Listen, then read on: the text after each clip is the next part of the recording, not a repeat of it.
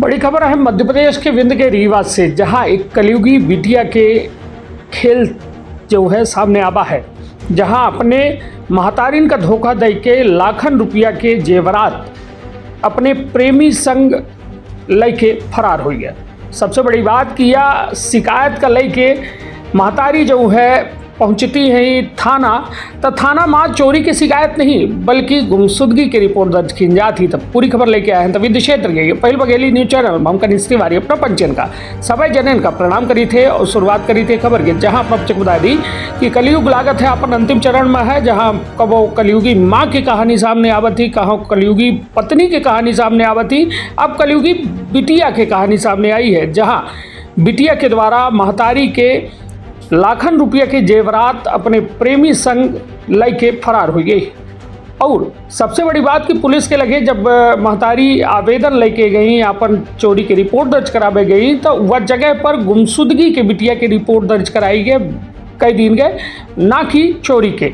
अब वह महतारी दर दर भटक रही हैं। पुलिस अधीक्षक कार्यालय रीवा पहुंची हैं, वो अपन पीड़ा बता रही हैं कि हमारे साथ का भा है। हालांकि बर्तन मांझ के और एक छोट मोट नौकरी करके अपन परिवार के पालन पोषण कर रही, लेकिन बालिक बिटिया के द्वारा उनका ऐसा धोखा दीनगा, ऐसा उनके साथ कीनगा कि शायद अब वो जिंदगी भर यह गम का न भूल पाई। हालांकि उनके द्वारा कहा जा रहा है कि जहाँ कहाँ हुए आए जाएं और हमार चीज़ सामान वापस कह दें। वो बच्चे बालिक है जेका जऊँ करे खोता हूँ कैले, लेकिन यह कहानी जो है एक सोचे में मजबूर कह रही है कि महतारी के द्वारा वो बिटिया का पाल पोस के इतना बड़ा कीनगा और तमाम उनके ज़रूरतन का ध्यान देगा, उनके व्यवस्थन का ध्यान देगा, लेकिन वो बिटिया कैसा महतारी के साथ इतना बड़ा धोखा कह के भाग गए। तो सुनी माँ के पूरा बयान, आपन अपने परिवार के रखा बहुत ख्याल। धन्यवाद, प्रणाम। संजय गांधी में अपने नातिन को एडमिट करी थी 10 तारीख को। 12 तारीख की रात में मेरे यहाँ चोरी हुई, मैं घर नहीं गई थी। मेरे नातिन के साथ थे, इंजेक्शन लगे थे कि बेहोशी का। मेरे बच्चे और बेटी सब कोई मिलके मैं हॉस्पिटल में रुकी थी। मुझे ये पता नहीं था कि मेरी बेटी के नातिन को क्या होगा क्या नहीं होगा। इसके कारण मैं मंगलवार को रात 8:30 बजे छुट्टी हुई, मैं घर गई तो ताला टूटा मिला। जो लड़का मेरे लड़की से 11 बजे रात तक बात किया था, वही लड़की ने बताई कि मुझसे बात किया है और फिर भी बोला कि मम्मी तुम टेंशन मत लो, तुम्हारे भाई को पैसे की ज़रूरत होगी तो मैं तुम्हारे भाई को जितना कहेगा उतना पैसा दूंगा। हमने कहा कि ठीक है, वो पैसा देने के लिए तो बोला है, पर मेरे घर में चोरी वही किया होगा, इसलिए कि वो मेरे घर आता जाता रहता था, मेरे बेटी से बात करता था। बात करने के बजाय मैं उसी के कारण उसी के नाम से रिपोर्ट करी। 10-15 करीब 20-22 दिन उससे मैं पूछी आँची, कुछ भी नहीं बोला। फिर 1 तारीख को वो मेरे बेटी को लेके चला गया, भाग गया। मेरा गहना समेत वो ले जाके अपने मम्मी को दे दिया। मैं इसके बाद वहाँ रेलवे स्टेशन ढूंढी ढाड़ी, कहीं नहीं पाई। फिर गई तो यहाँ समान थाना में रिपोर्ट करी। मेरी रिपोर्ट लिखी गई पर उसके नाम से नहीं लिखी गई, मेरे बेटी के नाम से गुम्मे की रिपोर्ट लिखी गई है। मैं रिपोर्ट लिखाई हूँ, अब एसपी ऑफिस आई हूँ। एसपी ऑफिस में मतलब घर में जो चोरी हुई थी आपकी बच्ची नहीं कराई? हाँ, मेरी बच्ची मिलके ही कराई थी। मुझसे मैं पूछ रही थी, वो फिर भी नहीं बताई कि नहीं वो लड़का नहीं किया है, नहीं किया है। और जब मेरी लड़की उसके साथ भाग गई तब मुझे यकीन हुआ कि मिलके दोनों चोरी किए हैं। कब आपकी लड़की गई? कल गई है करीब 9 बजे 1 तारीख को। आपको कैसे जानकारी हुई थी? मैं शिल्पी कुंज काम करने आती थी, क्लिनिक में मैं काम करती थी। डॉक्टर MR पटेल वहाँ रहते थे, तो उस कल संडे था, कोई नहीं था। मैं काम करी, वो भी शिल्पी कुंज के अंदर काम करती थी, खाना बनाती थी और झाड़ू पोछा का काम करती थी।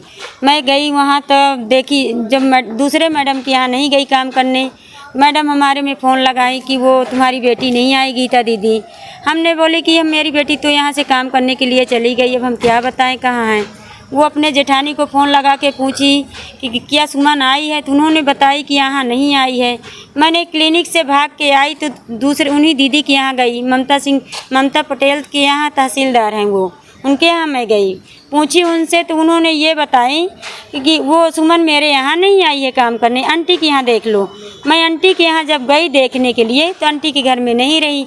आंटी भी बोली कि वो सुमन आज मेरे घर आई ही नहीं। मुझे ये शंका हुआ कि वो लड़का बात करता था, उसी के साथ भाग गई।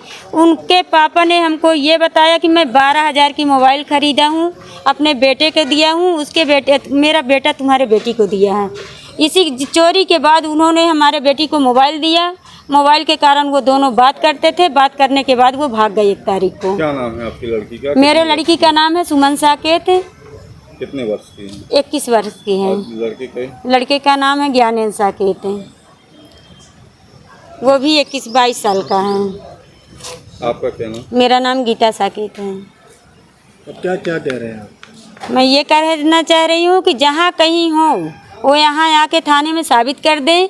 और जितना मेरा गहना चुराए हों, दोनों मेरी बेटी और वो लड़का ज्ञानेंद्र साकेत दोनों साबित कर दे, मेरा गहना लौटा दे और फिर उनकी जो मर्जी पड़े वो कर लें। गहने में क्या क्या ले गए? गहने में मेरा पूरा 65 तोला की हाफ वो फुल सकरी है, 28 तोला की हाफ सेट है, 5 लैकेट का मंगलसूत्र है, 5 लैकेट का मंचली है, 10 गुड़िया लगी है, काने का 3 आने का सोने का वो टॉप्स है, 3 ठे छः सेट वाली बिछिया हैं, 2 ठे सेट वाली बिछिया हैं, 14 तोला के पायल है, 10 तोला के पायल है।